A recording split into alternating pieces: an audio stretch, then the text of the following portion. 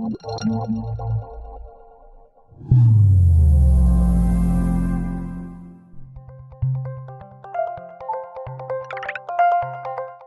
lucky to have with me today Bridgitte Anderson, the CEO of the Greater Vancouver Board of Trade.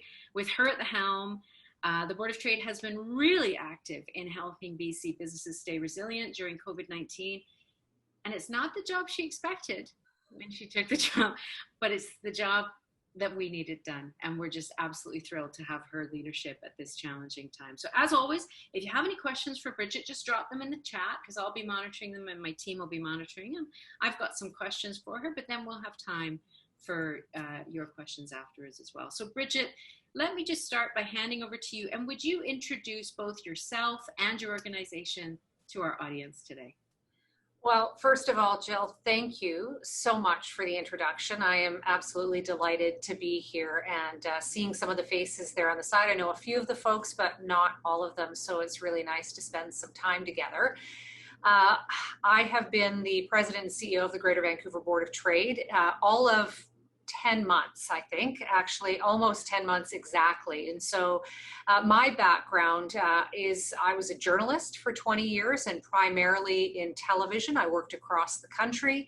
When I left journalism, I went to work for the government and I worked in the Premier's office in communications and in strategy as Premier Campbell's press secretary. And then I left that role and I went to public relations and I worked in a global public relations agency known as Edelman, and I eventually took over managing that firm for the Vancouver office before joining the Board of Trade. So my background is really, I would say, communications strategy, stakeholder engagement, crisis communications, which who knew that was going to come in so handy, just dealing with crises and also communication as we hit this pandemic. I am just delighted. I have said, and it is very true, that this was my dream job. And I was just absolutely honored to be chosen to lead the organization. But you're right, I never thought in a million years that a few months into my first CEO role would I be hit with not only a health pandemic, but an economic crisis. So it has been quite a ride, but it is still my dream job.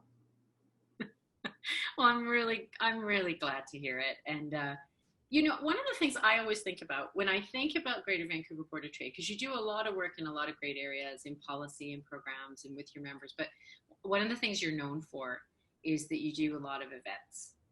And that business has been perhaps more disrupted than any. So how have you pivoted? What has been the impact on the events that you run at the Board of Trade?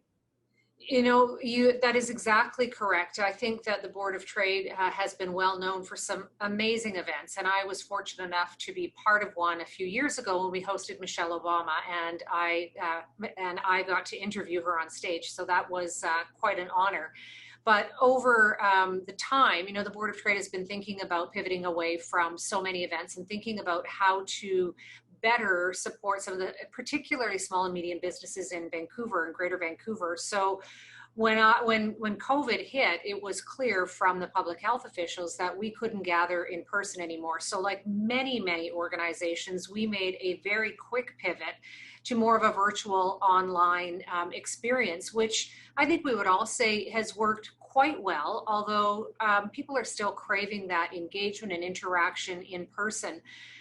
Some of the other things that we've done, though, we've really worked hard to think about what is it that businesses need right now in the short term to be able to continue on. We know that a lot of businesses have been really struggling, so we've been providing more workshop or professional development opportunities and just trying to get in the mindset of Greater Vancouver businesses. And so very early on in the pandemic, it became about business resiliency and offering that immediate short-term help. And now in that economic recovery phase, we just last week launched our economic recovery plan, which has 3 pillars, which are more about the immediate short term again, but also thinking more in the medium and the long term, because things have changed. And I don't know that they're going to go back to what they were for a very long time, if ever. I agree with you. I think this is going to be an inflection moment for our economies. Well, let's talk. You've hosted a lot of business leaders and you're deeply connected with the business community. So let's talk about what you've learned and discovered during this time. And there's three different elements that I'd like to touch on. But first, let's just start with the sort of facts. So from your point of view, which sectors have been most impacted by this downturn? There are a couple of areas that have been particularly impacted, and of course, tourism comes to mind. If we look overall, we know that in Greater Vancouver, from February to April, we lost about 8,000 businesses. Most of those were in sort of that some in the retail, restaurant, food and accommodation, but some in the personal services. So maybe that's a hair care, or it could be a spa or something like that. Some of those may come back online, but very concerned that the snapshot that we have only goes until April. We know that the economic crisis has disproportionately affected women, young people, and immigrants as well. So when we look at what those jobs are, they tend to be more of, I think we've been calling them some of the frontline jobs, not necessarily in grocery or healthcare, but more of those lower paying jobs. And so we're really concerned about what that means, especially when just this week we had more restrictions come in place around nightclubs and around banquet halls and restaurants.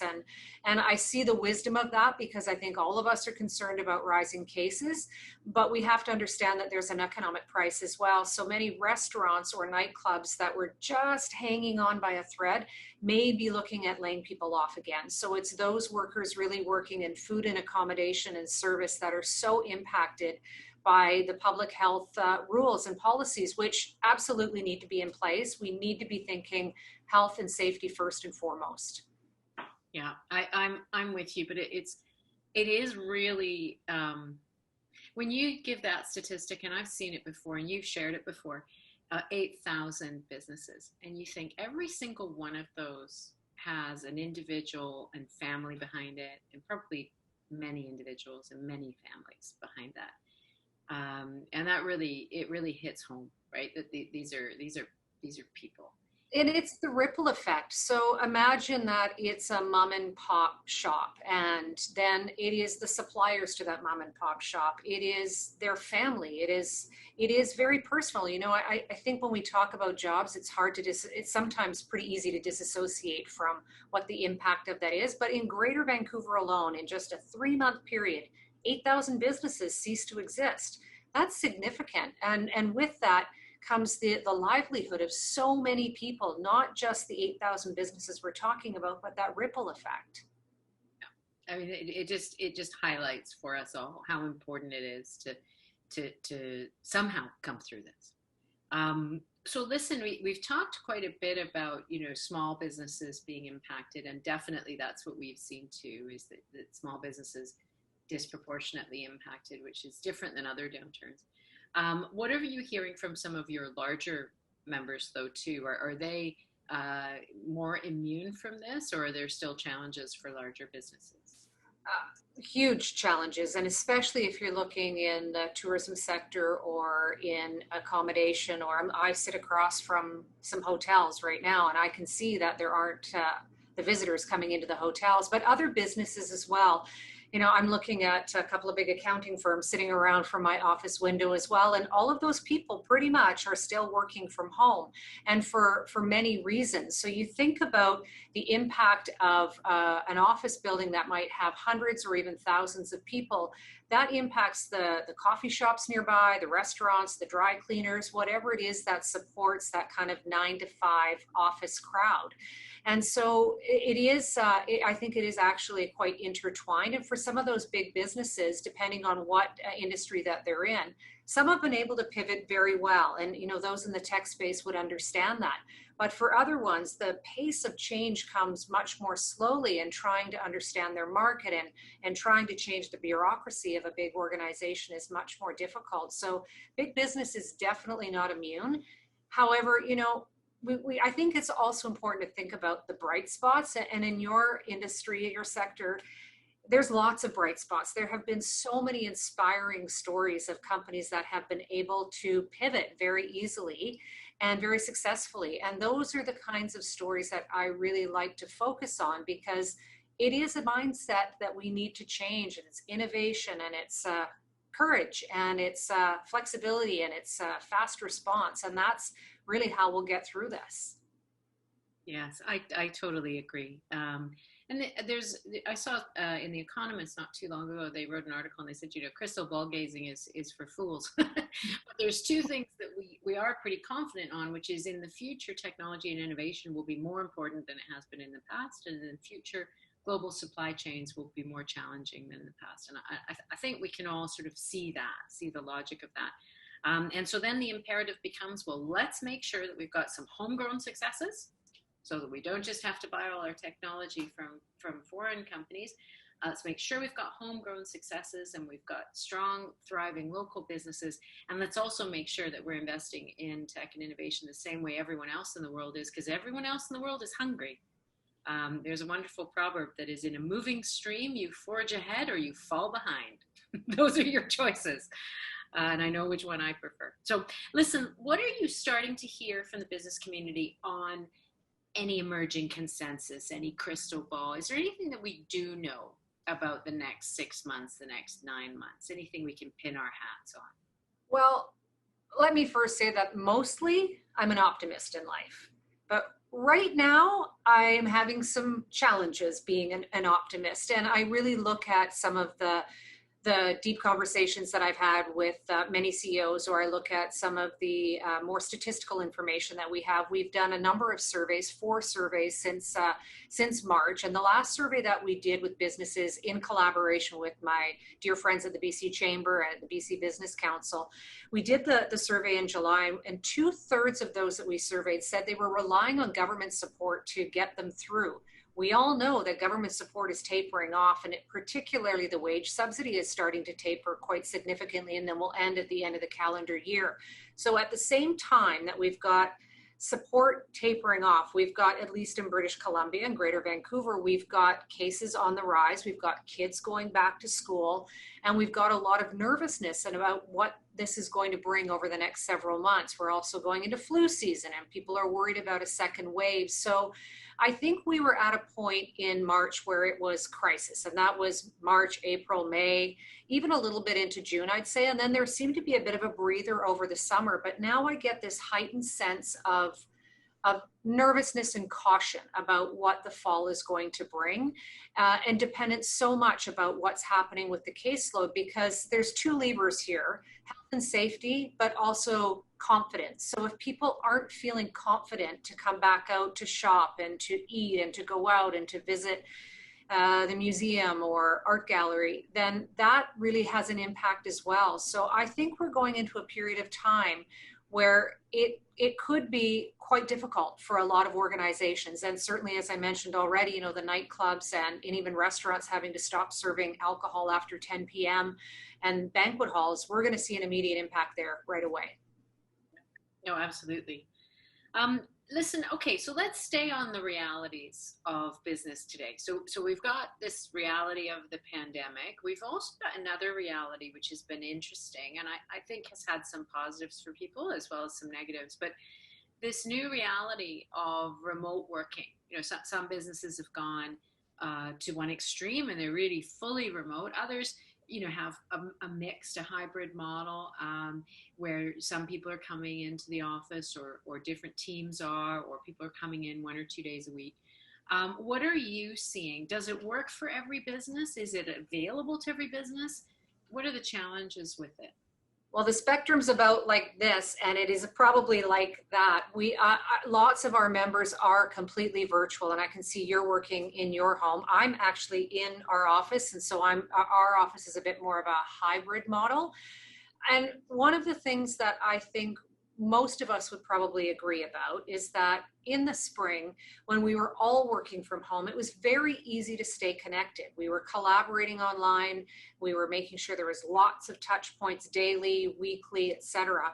But now, as we get more into this hybrid model, I'd be very interested to see what impact it has on office culture and productivity and connectiveness, because we have got some people in different places. And how do you then bring people or teams together? It's a different challenge. And I think some offices might like to bring more people back, but there's just some logistical problems. You know, you go into a big office building and you're only allowed 2 people in an elevator and you get a lineup out the door. It's going to take you half an hour to get into your office. That's probably not the best use of your time.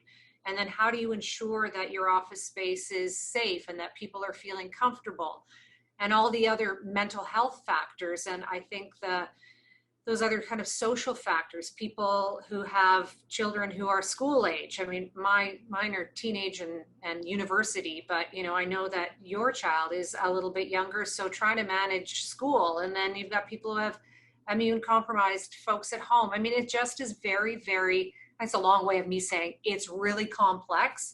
And I don't think there's a pat answer. And I think most organizations have become very flexible and understanding, but struggling to think if there is a structure that should be in place and does it make sense.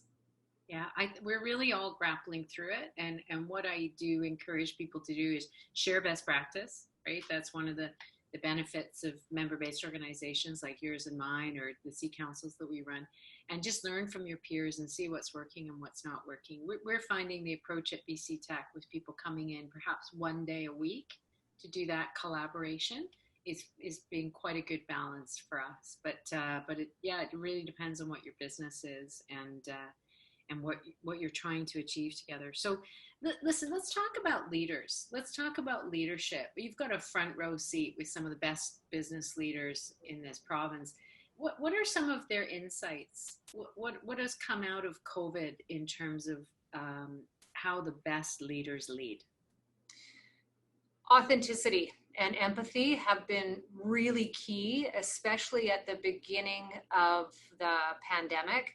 I think people want to look up to leaders and feel that they can relate to them. And so some of the best leaders I know are the most authentic people. And so I know that this time was tough for everybody at some point. I don't think one person would say that, you know, the last 6 months have been all joyous, for sure. I think there's been lots of different experiences, but everybody would say there was probably a period of time that it wasn't very easy. So for leaders to be really authentic and honest and transparent about that. And transparency is key. So many organizations have had to make changes on the fly. So being as communicative and transparent as possible as they've been going through that change, the journey of change. As we all know, change management is really difficult. And I think, from some of the best leaders I've seen is just that empathy and understanding that everybody's got a different experience right now, and to be very flexible. So that's maybe on some of the softer side of skills, which I think are probably underestimated sometimes in leadership. But on the more kind of hard set of skills, some of the best leaders I've seen have been so fast to adapt and innovate, and just jumping in and embracing change. I think if you look at change management and how humans react to change, the best leaders are embracing it and trying new things and admitting when they fail and using it as an opportunity to learn the lesson and to try again and do something different. So those are some of the things that really stand out to me. And I have been on numerous, like you, one Zoom call after another, and just feel so fortunate to have been speaking to some of our region's most, the smartest leaders, some of the best leaders we have, and to learn what the experience has been like for them. Yeah, it's been absolutely fantastic, I think, to watch people not compete, but collaborate to come through this, as one BC. So it has been a really good experience. Well, listen, I just want to remind my audience to start thinking about your questions, because I'm going to come to you for a few questions in a moment. But Bridgitte, I want to close off with one final question from me to you before we go to the audience, which is, it's challenging, it's difficult, and I'm an optimist too, but I hear you. There's some bumpy road ahead in the next little while, so let's not be unrealistic. But there's some hope. We will come through this. This will end, and we will have found some valuable learnings along the way. So share with us your hope, your vision of what might come out of this recovery for us when we eventually get there. What do you hope that we will get to? And I would say that my hopes are broader than COVID. I think some of the social justice issues that have really permeated to the forefront in the last several months have been very impactful on me. So my hope is around collaboration, innovation, diversity, and inclusion, that we have an opportunity right now to really change the way that we do things, whether that's the way that we individually live our lives or the way that the business community operates, and we can make new rules. And I really hope that we don't fritter away this opportunity, because it is really once in a lifetime, and we can come out of this stronger, and I believe that we will. But it's going to take some courage, and it's going to take some leadership by many, many people in different areas. And I really hope that we can do that. Well, I share those hopes and believe that we will. I believe we'll come through that challenge. Okay, so let me turn to my audience, and we've got quite a few of you. So it might be easier if you just mentioned in the chat that you would like to ask a question rather than just raising your hand or speaking up. I'm just looking at the chat, and I do just want to mention Cheryl's point there. ICTC has wage funding of up to $15,000 over 8 months to hire post-secondary students. So there's some opportunities there should anyone be interested in pursuing that. So thank you for sharing that, Cheryl. That's great.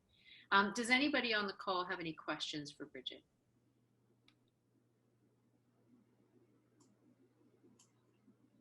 So we've got one question here, and then I've actually got one for you, Bridgitte.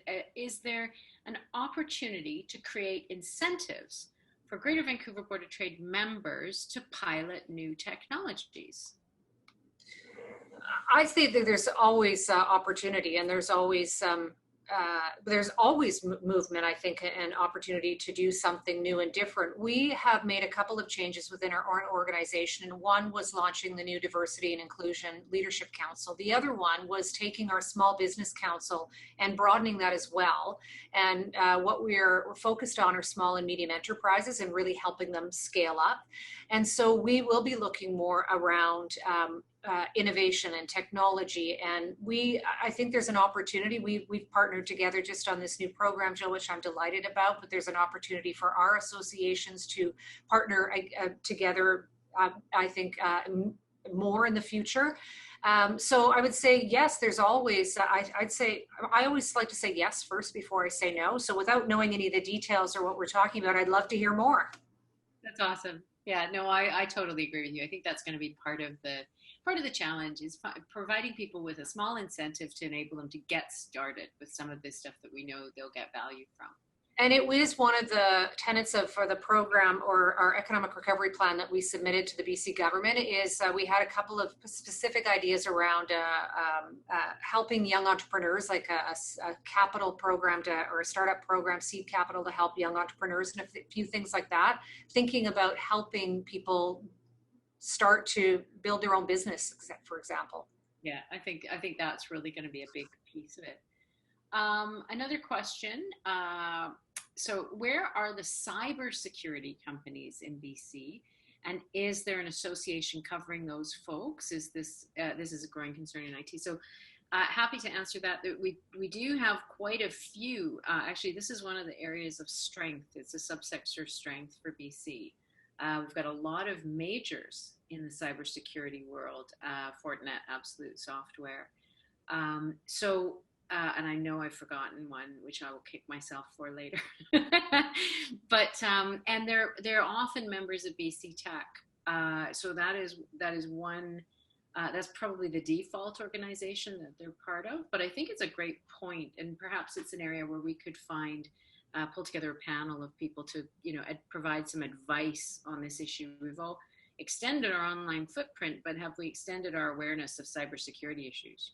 It's a great question. So I'll take that up. Another question in the chat: Do you think there are opportunities for the tech industry to support struggling industries like tourism? You mentioned tourism a couple of times, Bridgitte. What's your perspective? And then I'll chime in.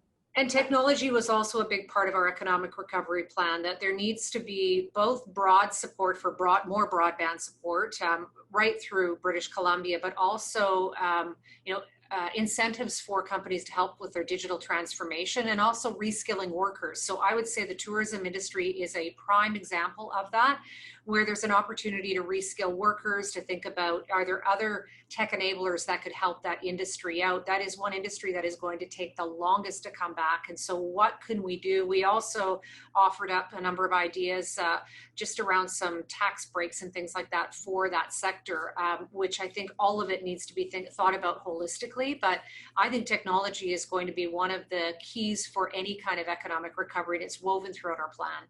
Yeah, I agree. And then there's a couple of different angles on that too. So obviously we've got some really major businesses, major employers, especially in some of the urban settings and the tourism hotspots, but also across the province, there's a real demographic challenge in the tourism sector, because actually quite a lot of the owners and operators are older rather than younger, and less tech literate rather than more. So it really is an area that they struggle with. So there's a challenge to the business in the first place, and then there's also that skills challenge to get over of how can we get them meaningful skills. So I've actually been working with one of the tourism agencies in the interior to try and really do, tech 101, mm-hmm.